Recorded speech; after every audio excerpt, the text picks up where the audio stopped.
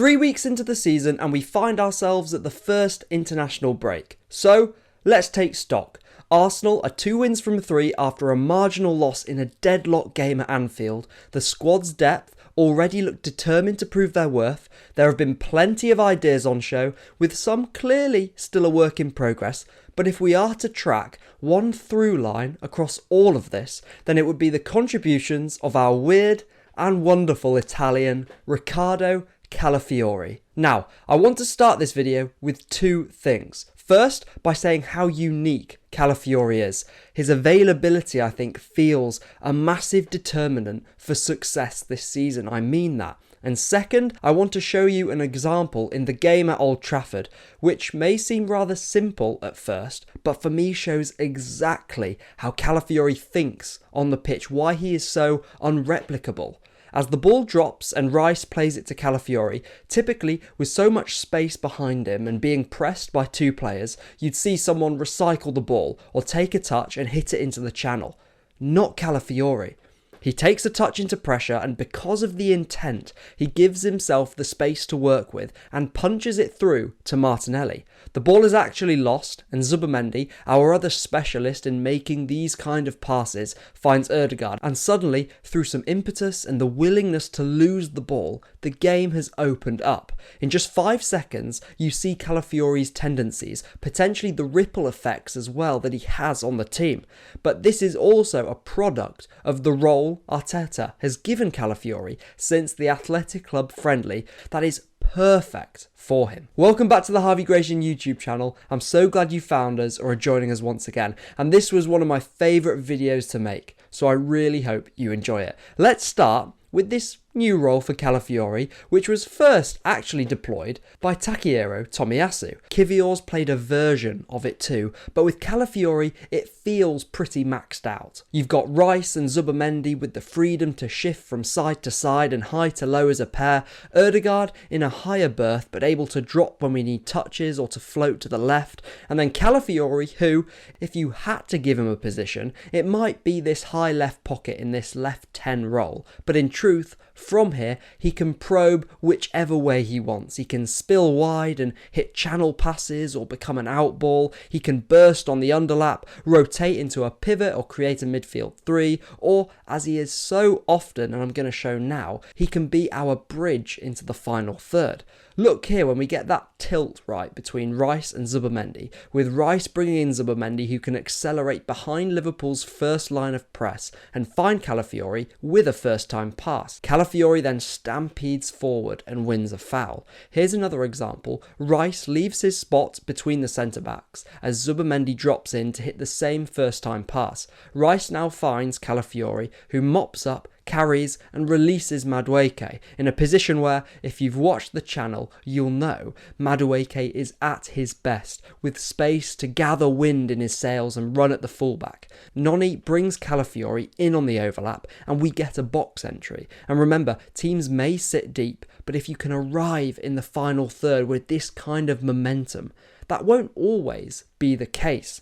If you just watch Calafiori too, the quantity of off-ball movements he makes is absurd. Lewis-Skelly can roam like this. However, in this role, you're limiting Myles the same way you don't want to limit Calafiori in the pivot where he isn't going to receive, shrug off and drive forward like Myles. This isn't meant to compare the two of them, they are simply 2 ridiculous talents. And remember, Calafiori is younger than Saka, than Madueke, Martinelli, Saliba. By my accounts, that makes him the 5th youngest member in the team. This comes from the game against Athletic Club, where Calafiori here is high and wide, then he's narrow, then he's more a traditional left back, and then joins Rice and Zubimendi. What you see now is 5 first-time passes in a row, and how, whether Calafiori is playing 1-2s with Zubimendi or combining with Gyökeres, he ties us together. He hunts for gaps and advantages. Gyökeres carries into the final third, and it's Zubimendi, then Calafiori, trying risky passes through this deep defence,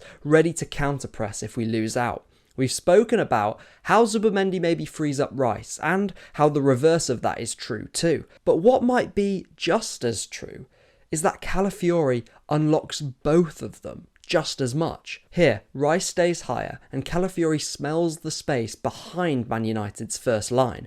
These diagonal movements really are his speciality, but it requires Zubimendi to be cottoned on as well. Look at how Calafiori angles himself as well on reception. The intent to play forward is constant, as are those weird angles he always operates at. In this example, Zubimendi has his turn in the back line now, whipping it through the lines to Calafiori, making that same movement. This time, Calafiori uses the outside of his boot to flick it first time into Martinelli, who wins a foul before Rice pings it across to Saka.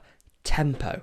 In this kind of shape, Rice can stay lower and spray passes, he can protect us off the ball more, but also he has the license to crash the box, to help the right hand side, to run beyond. This passage demonstrates, I think, more of the thinking behind Madueke as a left winger, stretching the pitch to maximise the space and the fun Calafiori can have in the half space. This also makes better use of Rice's runs, the depth he creates as Calafiori drifts into the pocket and has already here made up his mind. He hits another first timer, knocking it over the top for Gyökeres to run onto and score his first goal for the club. There's always space somewhere. The catch is, sometimes you have to be constantly scanning, trying things when you're off balance, in tune with your teammates like Calafiori. It works the other way too, of course. Calafiori starts one of those barreling underlaps, and it's Zubimendi who profits from the space created, and as Odegaard as well times that underlap to open up the space for Saka for the switch, Zubimendi for once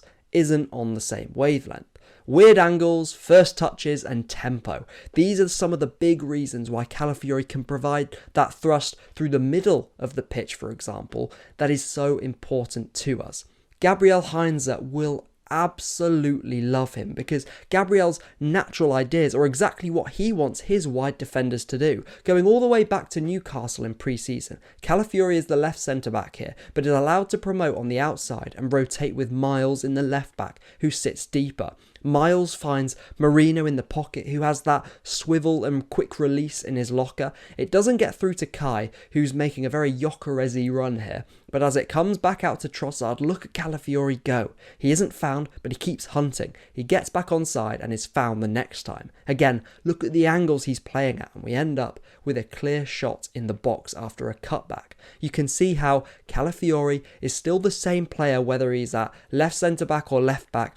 The difference comes from more the dynamics around him. He wants always to slip on blind sides into midfield, carry at awkward angles, and here, at the end of this sequence, he sweeps the ball out to Saka, something he's made a habit of this season. And Calafiori and Lewis-Skelly can absolutely coexist, especially if a move into midfield is being readied for Myles. Calafiori roaming, Myles being dynamic on reception, the pair rotating. Also, this frees up Rice for more interesting usages, which I won't repeat myself on. But there is also that buzzword of the overlap, and Calafiori's wide play is a huge factor, I think, for how slick he can make us look. Remember how from these kinds of positions, Calafiori can go wherever he sees fit. And with the ideas behind signing an Eze and a Hincapié, who, by the way, is essentially a wider, pacier, in-behind, cleaner striker of the ball on the move interpretation of this same sort of left-back role Calafiori's playing, we will be seeing this kind of look more often. But to overlap effectively, remember that's kind of a buzzword now. Yes, you need the physical tools, but you need to smell the opening. You need to gauge the right timing for the overlap. Rice here is close up in the box. Calafiori doesn't go high into that left pocket, but holds his width wider. With this double width, he encourages Gabriel to miss him and set away Madueke, and now Calafiori goes, is brought in superbly by Noni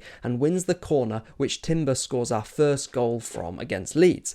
We will see this, I think, with Eze a lot, with Calafiori not necessarily holding wider constantly, but combining freely, passing and moving, with someone who attracts so much of the attention Eze does in the dribble. I can see him withholding contact, spinning and releasing Calafiori in behind. I can see Calafiori playing that more outball role in the middle third, which might allow Eze to run transitions closer to the middle. And when, remember, Eze has these kind of options around him, he's absolutely deadly.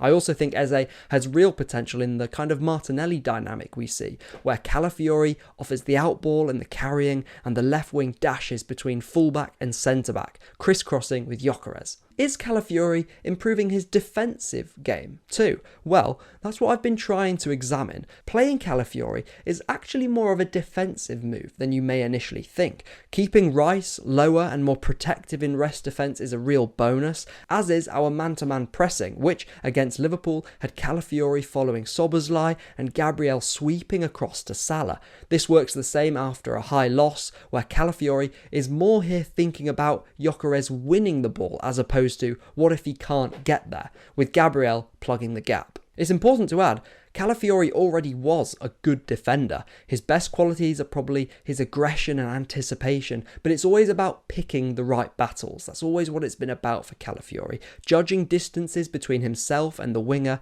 and the angle with which he approaches the winger.